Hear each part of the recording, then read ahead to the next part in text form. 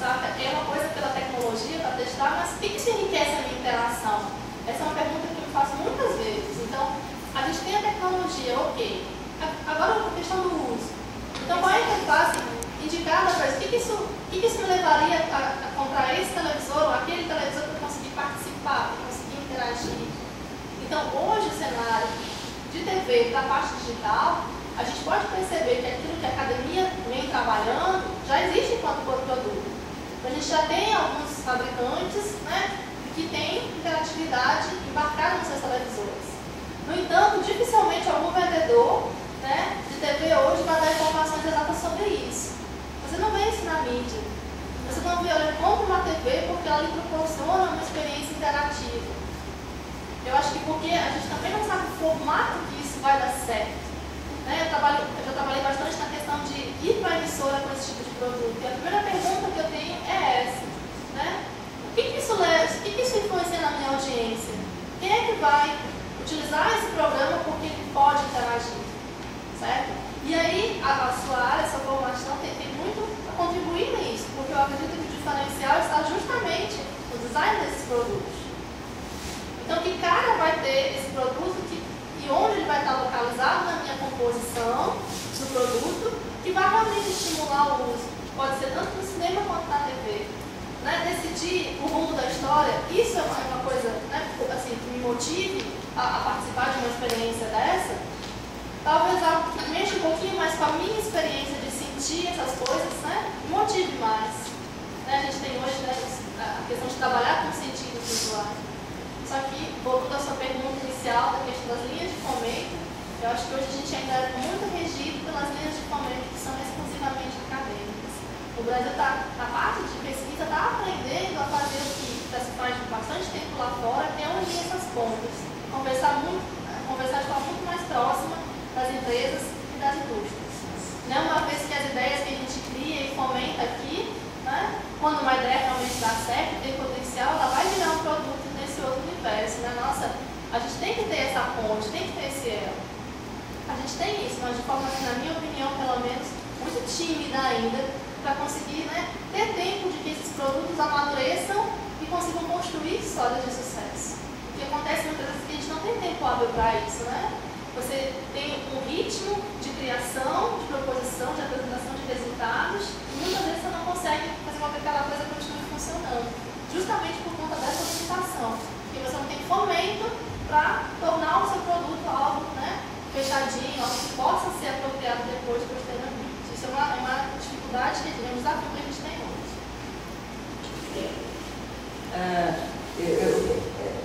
Para te responder isso, acho que eu precisava de umas 3 horas para chegar onde eu vou chegar. Vou te dar assim, alguns flashes do que eu penso sobre essa história, e de certa forma esse é o campo com o qual eu mais me debato e eu mais tenho, vamos dizer, preocupação, desde o início, quando eu começo a trabalhar com história da imagem. Por um lado, pegando esse raciocínio que a própria Tatiana está desenvolvendo, nós sabemos que a produção da universidade acaba na universidade encastelada e não vai para lugar nenhum. Isso é uma coisa péssima. Afinal de contas, a universidade existe para quê? Para ensinar? Não. A universidade existe para muito mais coisas do que para ensinar. Né? Isso seria maravilhoso se a gente conseguisse fazer uma integração grande da universidade com a sociedade no todo. Mercado, sociedade, cultura, políticas públicas, etc. Então, eu acho que seria maravilhoso. O que impede hoje? Impede que a universidade foi moldada de uma forma que, inclusive, você pode perceber na própria arquitetura da universidade, que esse quartinho fechadinho, com aquelas cadeirinhas que você vai sentar e o professor vai chegar. Né? A gente não tem nem uma arquitetura de universidade que propicia um diálogo que, cara, eu nem dou aula mais fazendo chamada. Acho isso, assim, sabe, nem penso, mas e a avaliação, então, é uma coisa. Sabe, o que é a avaliação? Eu quero saber se você sabe aquilo que eu disse para você que você tem que saber. Faz sentido isso. O mundo tem inúmeras possibilidades. Produzir conteúdo. Já pensou aquela emenda que o professor escreve o conteúdo da disciplina? Já pensou que é aquilo? Cara, o conteúdo no mundo é extenso, enorme. O mundo tem um conteúdo que produzir disciplina. Então é claro, a gente pode até estabelecer aí algum tipo de nomenclatura necessária para o aluno ter que começar a sua pesquisa. Claro, ele precisa sair da lógica do leigo e passar para a lógica do especialista, não precisa? Então ele precisa caminhar nos passos para poder chegar nessa lógica do especialista e conseguir entender o que está acontecendo no mundo. Então, assim, essa universidade é uma universidade moldada de um jeito que foi moldado e foi melhor remoldada, vamos dizer, na ditadura, que virou essa coisa que ela é hoje. Então, a gente não tem. E outro, para a universidade pública, pior ainda. A universidade pública não pode nem ter contrato com a empresa. Nada. É uma coisa infernal. Entendeu? É uma produção infernal. E lá na UFRN a gente tem, por exemplo, laboratórios que foram estruturados por empresas privadas, como... Pois é, aí já é um outro detalhe. Aí já é um outro campo que é bom. Entendido esse fluxo de pensamento, vamos para o outro campo. Bom, tá? E aí? Agora, também a universidade pode ser moldada pelo desejo do mercado? Não. Aí é outro ponto, né? Aí você tem o outro lado da coisa. O mercado quer que a gente faça gadgets, essas bobaginhas da nossa vida, que são delícia, não estou dizendo que são ruins, sejam ruins. A universidade quer que a gente faça gadgets para serem vendidos, porque isso dá um lucro violento, o lucro do capital daquela empresa, não é da sua universidade.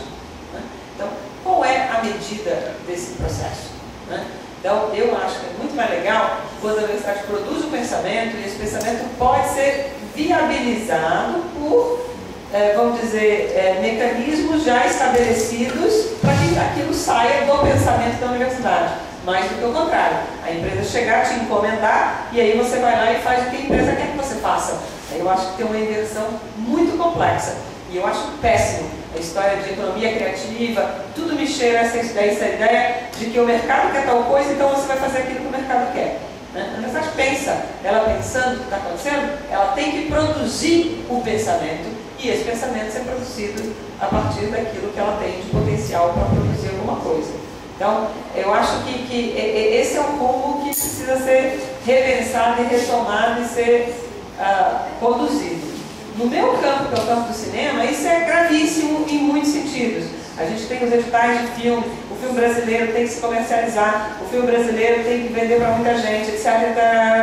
Que nós já conhecemos esse debate de longos e longos anos. Né? Então, assim, claro, quer fazer filme para vender, isso é um campo importante, legal, mas existem outros tipos de filmes. Existem filmes de pensamentos, existem filmes que são de uma outra ordem. E se você for pensar em termos de mercado, algo que as estatísticas de mercado não contabilizam e que deveriam contabilizar, é o seguinte: eu faço um filme e vendo milhões, em 6 meses você não se lembra mais que aquele filme existiu. Enquanto pessoas fizeram um filme em 1930 que são vendidos até hoje. Então, essa contabilidade a universidade não faz, o mercado não faz, e não contabiliza isso. Entendeu? Quantas milhões de pessoas, talvez não seja o caso de quem não é do campo do cinema, já ouviu falar do Dziga Vertov? E já viu o filme do Dziga Vertov? E sabe a importância que é a linguagem do Dziga Vertov na história de tudo, até do videoclipe. Né? Ponto. Feito em 1929, 1930. Enquanto que o filme Leão do Outono, que vendeu não sei quantos milhões de não sei quanto no ano passado, é mesmo, até teve mesmo aquele filme. Provavelmente seu filho nunca vai saber desse filme, nunca, jamais vai saber que ele existiu e ele vai desaparecer completamente. Né? Então esses dois campos são dois campos de tensão, por exemplo, na história do cinema. Né? E que devem ser também campos de tensão na produção de objetos e etc. Então, o que ela disse dentro das novas tecnologias é importantíssimo. Por quê? Não interessa muito eu aprender a oferecer gadgets fechados para todo mundo consumir. O que me interessa é que as pessoas tenham o poder de saber construir, o poder de saber produzir e o poder de saber como modificar aquilo para que aquilo não precise posteriormente virar uma black box de forma que você não possa mais modificar nada. Você tem a black box, coloca um estímulo e do outro lado sai a resposta que já está programada dentro da black box. Não, a ideia é que não seja isso nunca. Né? Que a gente produza outra coisa. Da outra vez, o Guido teve... Da outra vez aqui em João Pessoa, né? Foi aqui em João Pessoa? Foi aqui em João Pessoa. Eu fiquei falando exatamente, perguntei para ele exatamente isso que você acabou de falar agora. E ele estava falando assim, da dificuldade que a Tatiana também falou, de levar o projeto a uma etapa mais adiante. Coisa pós-universidade. Como mercado, né? Mantendo as características que que ele especulou no começo, né? A história do open source. Tudo isso. Tudo a isso é envolvido. Tudo isso é envolvido. Ele falou uma coisa assim que eu fiquei espantado, que ele falou, deixa eu ver se eu lembro bem, ele falou que o Ginga, né, que é um software, a televisão, que quem está fazendo, não sei se a palavra é essa, as aplicações que fazem que seja possível o uso do Ginga de maneira efetiva é a Argentina. É verdade, eu disse que isso não pode ser da no sentido do que eu entendi do que ele falou, é porque existia um encomendante lá, que é o Estado. Então, permite, então, assim, do que eu entendi, que permitia então que você tivesse, não sei o que eu entendi, mas na aplicabilidade do que ele tinha feito, é que você compreende como ele vai ser usado. Né? Porque nessa hora ele já não tem como ir mais. Né? Por exemplo, eu que venho um pouco dessa área de produção da imagem, a gente teve inúmeros debates, por exemplo, para quem é do design, né? Sobre, por exemplo, de uma geração anti-flash. Quando o flash apareceu, ele era o software da imagem. A publicidade se apropriou e criou uma estética flash. Né? Então a gente tem o pessoal do processing que vai exatamente abrir a fonte para você poder ver a fonte aberta, para você saber como é que ela funciona. Aí depois você tem o Open Frameworks, que não é mais baseado no Java, mas é baseado em C++, que também é uma library para facilitar quem não é programador, mas trabalhar com a imagem de alguma forma. Ou seja, são pessoas que estão pensando exatamente em como você vai capacitar esse produtor da imagem de forma que ele não precise produzir a imagem que o Flash deu para ele, que ele precisa sair, ou seja, que é a black box. Aí coloquei ali, sai aquele objeto orientado aqui, etc. São formas de você evitar que a black box funcione. É o mesmo no cinema. Só para comentar, ela tinha feito até bem engraçado, ela fez uma visualização que era para ver quais são as partes do corpo humano que são mais comentadas em músicas de funk.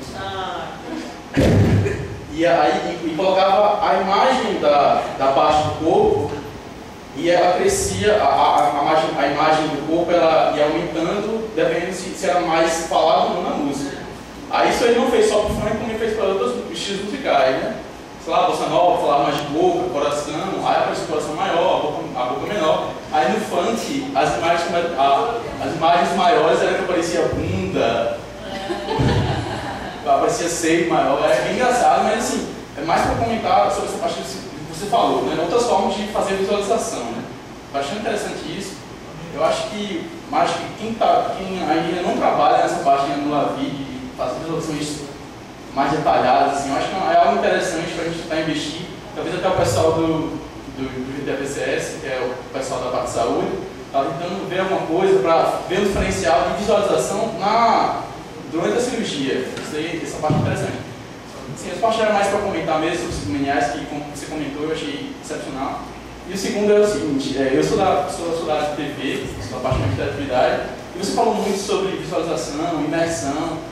E assim, eu fiquei confuso, na verdade não confuso, era mais para passar um pouco de discussão em cima disso. A gente já uma vez tenta fazer algumas pequenas discussões em cima sobre como é que seria a interatividade no cinema. A gente tem uma discussão grande porque é uma tela que é compartilhada para várias pessoas. A gente discute, não, tem que ser distribuído em dispositivos pessoais, celulares. A gente ainda tem muita discussão em cima disso, sobre como é que seria a interatividade dentro do contexto desse de cinema. Aí eu queria mais levantar a discussão, saber sua opinião. Obrigado.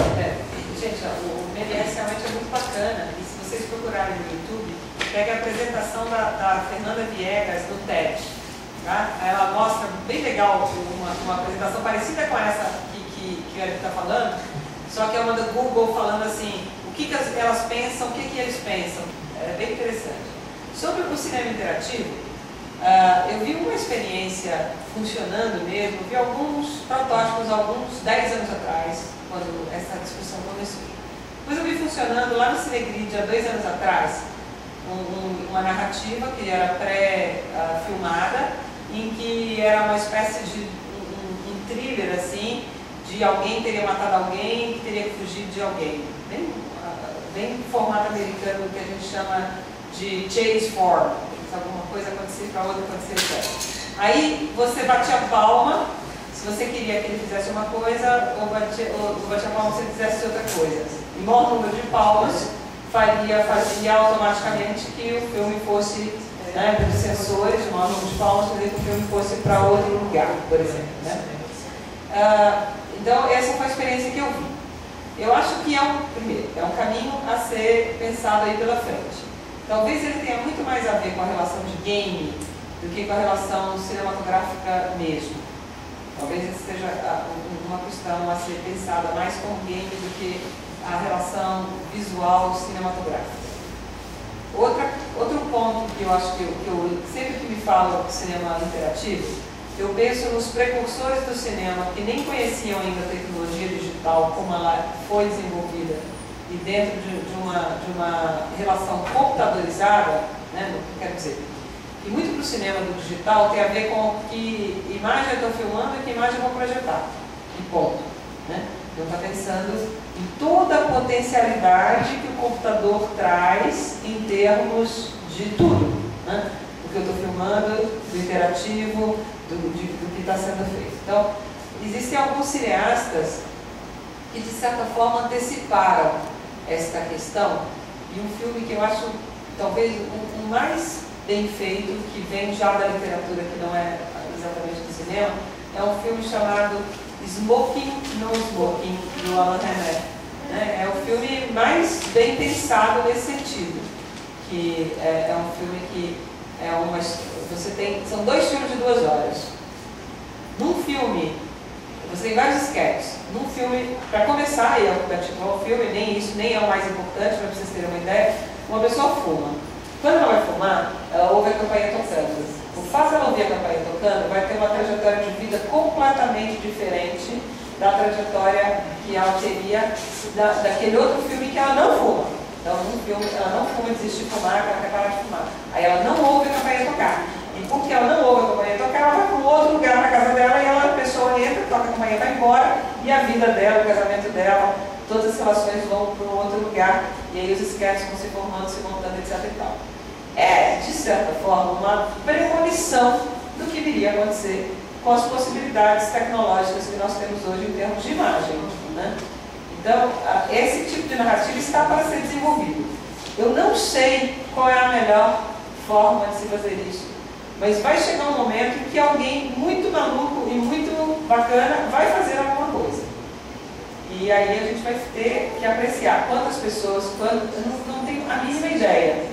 O filme que eu vi de San Diego, eu achei horrível.